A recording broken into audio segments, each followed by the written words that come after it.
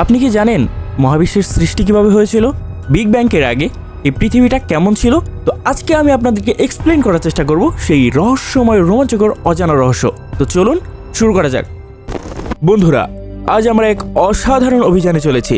আমাদের লক্ষ্য মহাকাশ, এক বিশাল রহস্যময় জগৎ যা অনন্তকাল ধরে মানুষকে অবাক করে আসছে। এই মহাবিশ্বে লুকিয়ে আছে অসংখ্য অজানা রহস্য যা বিজ্ঞানীদেরও হতবাক করেছে। আজ আমরা সেই রহস্যগুলোর কয়েকটির গভীরে ডুব দেওয়ার চেষ্টা করব। আমাদের মহাবিশ্বের শুরু কিভাবে হয়েছিল? বিজ্ঞানীরা মনে করেন প্রায় 13.8 বিলিয়ন বছর আগে এক মহাবিস্ফোরণের মাধ্যমে এর শুরু হয়েছিল। এই বিস্ফোরণকে বলা হয় দ্য বিগ ব্যাং। কিন্তু সবার প্রশ্ন এখন এটা, বিগ ব্যাংকের আগ মুহূর্তটা কেমন ছিল তা বিজ্ঞানীদের কাছেও এখনও অজানা। কৃষ্ণ গহ্বর মহাকাশের সবচেয়ে অদ্ভুত বস্তুগুলোর মধ্যে একটি। এর মধ্যে আকর্ষণ এতটাই শক্তিশালী যে আলো এর ভেতর থেকে বের হতে পারে না। বিজ্ঞানীরা মনে করেন কৃষ্ণ গহ্বরে সময় ধীর হয়ে যায়, এমনকি স্থানও বাঁকতে শুরু করে। কিন্তু এর ভেতরে ঠিক কী হয় তা এখনও রহস্য। মহাকাশের আরেকটি বড় রহস্য হলো ডার্ক ম্যাটার বা ডার্ক এনার্জি।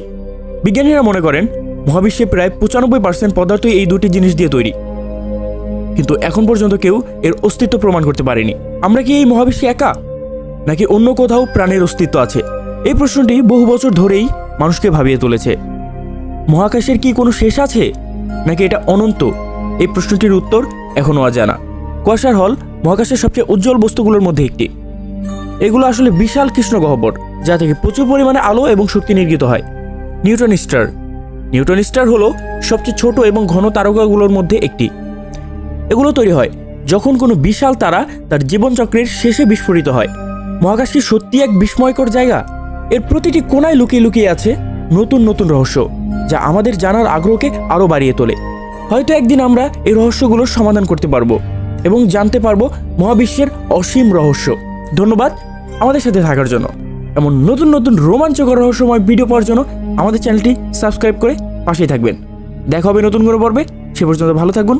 আল্লাহ হাফেজ।